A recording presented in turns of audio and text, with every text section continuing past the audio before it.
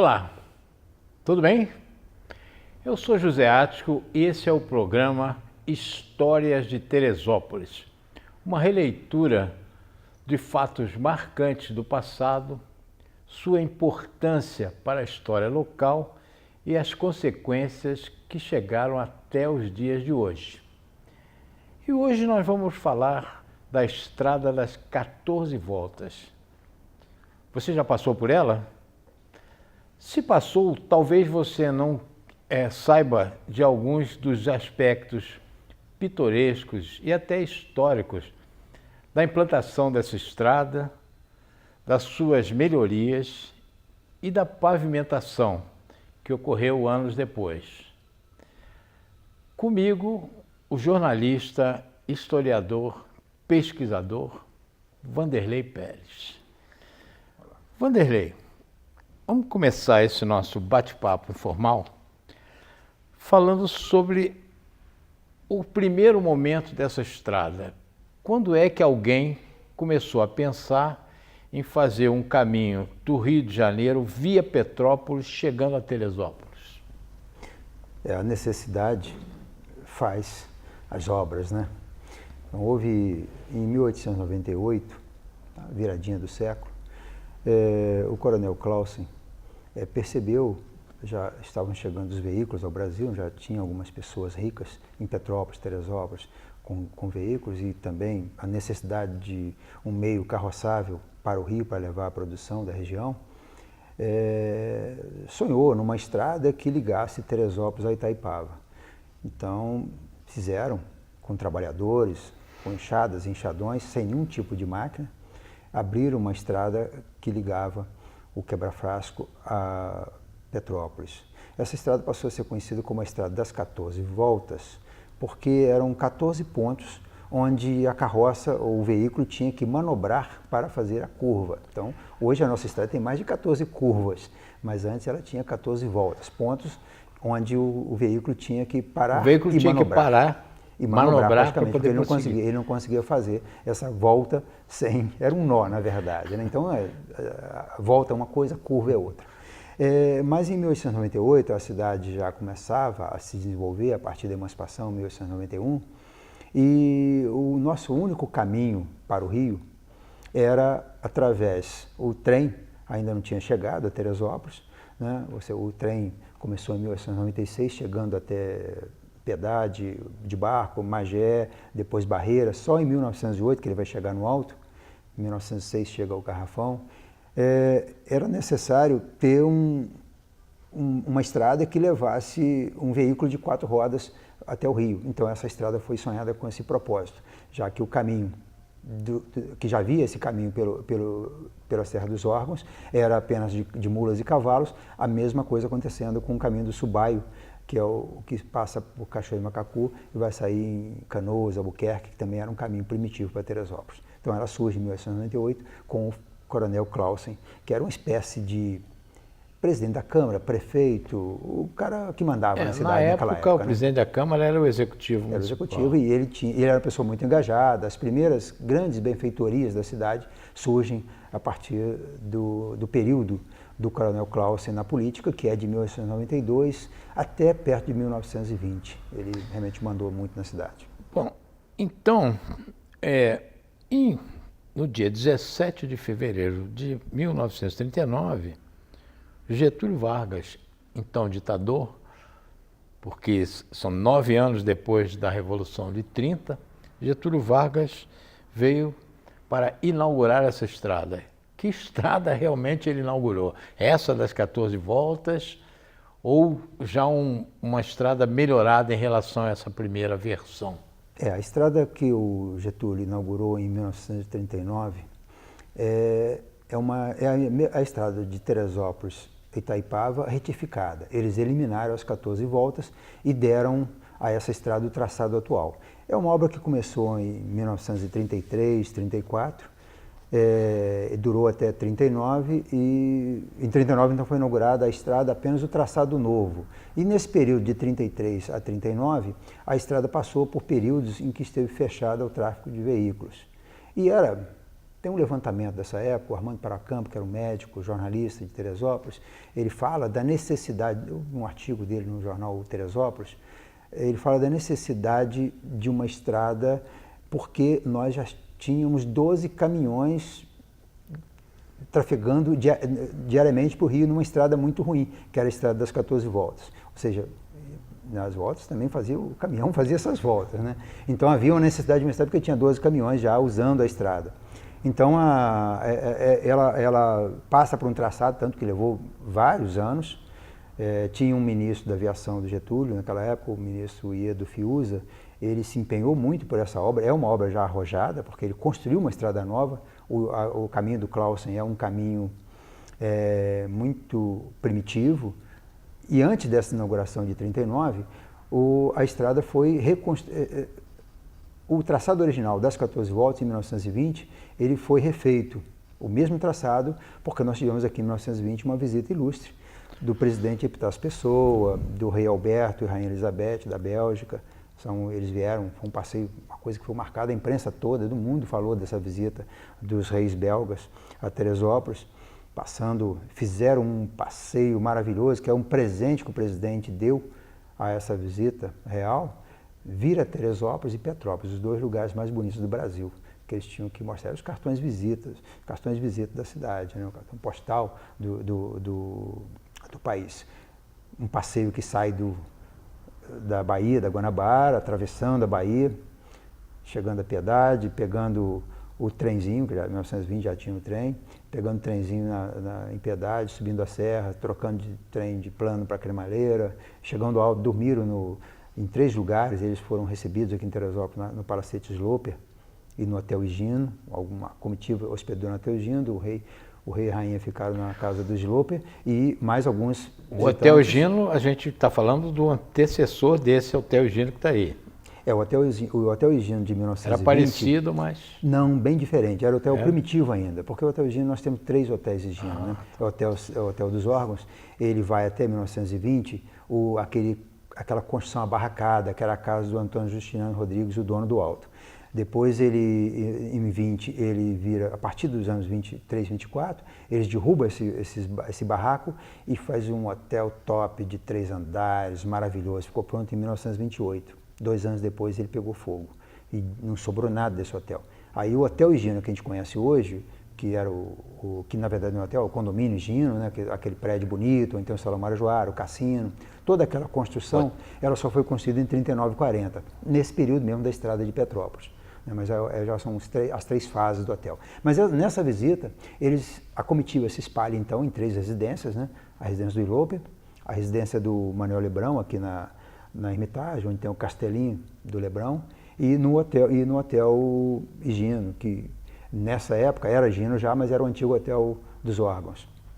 E foi uma visita muito importante para a cidade, vendia a imagem da cidade. Mas em 39, o que foi inaugurado foi o novo traçado. Esse traçado de 1920, para receber a visita do rei Alberto, foi preciso retificar a estrada. Então eles abriram, aí já usaram máquinas, abriram o traçado das 14 voltas.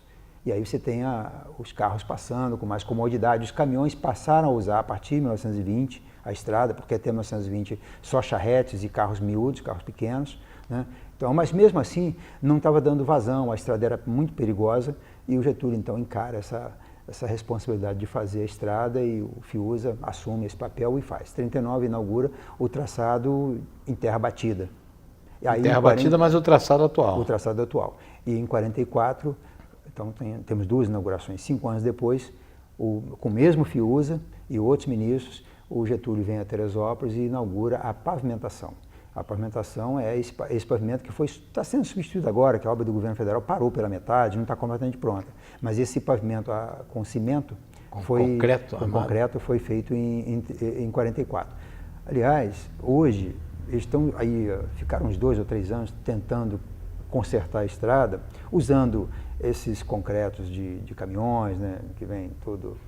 caminhão betoneiro. Muito mais fácil de fazer, né, mas no pavimento de 44, era saco de cimento aberto 1 a 1 e virado na mão. Na enxada. Era pedreira, né?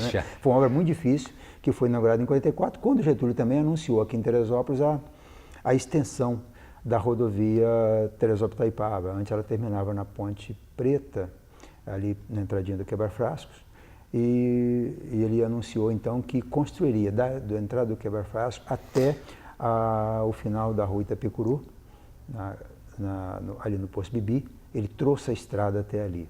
Então foi um avanço muito grande, porque aí vem a obra do corte da barra, e foi muito importante para esse nosso acesso, porque antes o caminho, até então, o caminho vindo pela Barra, vindo para Petrópolis, passava pela Rua das Paineiras, que é uma rua de chão, uma rua estreitinha. Então foi muito útil, sendo que depois, nos anos 2000, a prefeitura então municipaliza essa estrada, porque todas as obras, as construções que estavam à margem da rodovia Teresópolis-Itaipava, do Poço Bibi até a entrada do Quebra-Frascos, eram de licença do governo federal. E alguns amigos do prefeito precisavam de liberar suas construções. Então ele municipaliza a estrada, resolve o problema dos amigos, e nós passamos a ficar obrigados a tomar conta de um trecho de mais de 500 metros de estrada, né? E um trecho até difícil de cuidar. O que a gente pode ter assim, de importância na cidade, da importância do Getúlio para a cidade? A estrada das 14 voltas, o novo traçado, a construção de um novo traçado de uma estrada Teresópolis-Itaipava, ligando o Rio por Petrópolis, por fora de Petrópolis, porque era a estrada, por dentro de Petrópolis, porque a estrada do contorno não estava pronta ainda, essa estrada do contorno é mais recente, foi uma obra muito importante. A pavimentação em 44 foi importante. As obras, as conquistas, a elaboração de leis, as grandes iniciativas do governo federal naquele momento foram muito importantes indiretamente, ou num todo, para Teresópolis também. Mas nós temos aqui, não precisa ir muito longe, Parque Nacional, foi criado em 1939 pelo Getúlio. Olha que obra fantástica. O parque hoje o Parque Nacional é o segundo parque nacional mais importante do país, né? Ele não é apenas um centro de visitação, ele é um centro de estudo. Então ele hoje faz convênio com as faculdades, e ele é útil, além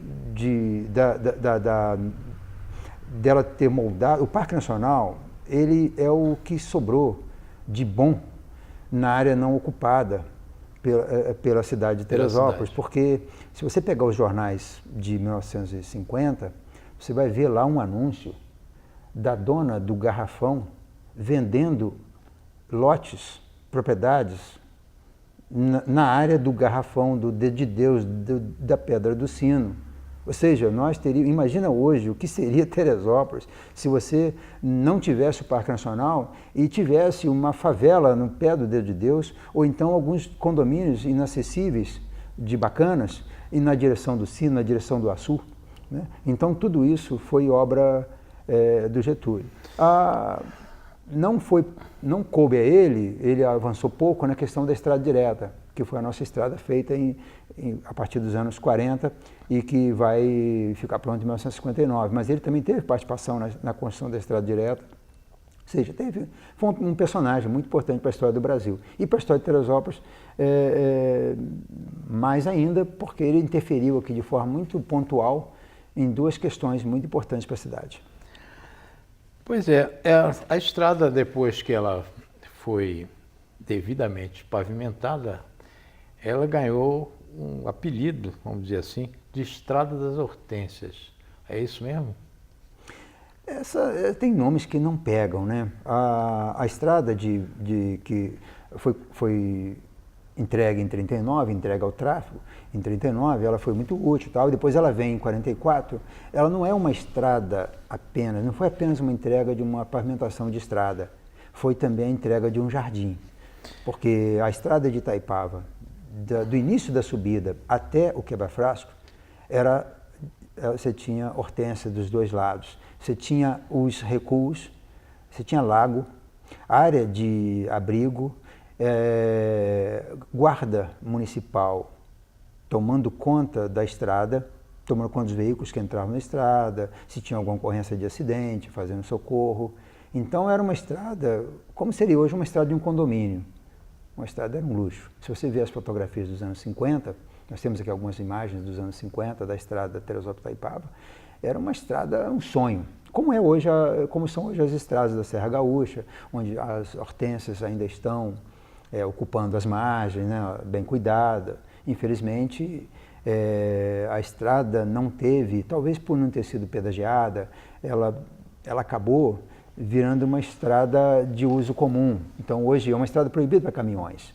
E o que você mais vê nessa estrada, eu lembro dos anos 80, caminhões da Coca-Cola, que faziam um atalho por Teresópolis. Hoje, depois da fábrica da Skincariol ali em Cachoeira Macacu, esse passou a ser o ponto de acesso para Minas dos caminhões de cerveja. Então a estrada não comporta isso. Foi uma estrada para carros pequenos, carros de passeio, porque é uma estrada turística. Foi solicitada pelos setores que envolvem o turismo. E, no entanto, hoje ela vem sendo degradada pela utilização indevida. Era uma luta que nós deveríamos ter tido há 40, 50 anos, não permitir os caminhões nessa estrada. Mas, infelizmente, a gente fica desleixado e deixa acontecer, e hoje a gente tem uma estrada que já está, embora tenha sido feita a recuperação dela uns 5, 6 anos para cá, ela já está em alguns trechos ruim de novo, ou seja, ela está precisando de mais reparo, e as margens não é aquela estrada maravilhosa que era nos anos 50 e que atraía as pessoas. Era o lazer das pessoas sair do Rio, passar por Petrópolis, tomar um cafezinho por lá e via Teresópolis para passar pela estrada, que era um cartão postal da região. E hoje nós não temos mais isso. Eu tive a oportunidade, quando criança, de passar pela estrada Itaipava-Teresópolis, né? Passar de ônibus, nos primeiros ônibus, não, os primeiros foram do Smolca, que recebeu Getúlio pela primeira vez, chamava Aviação Luxo Teresópolis, né?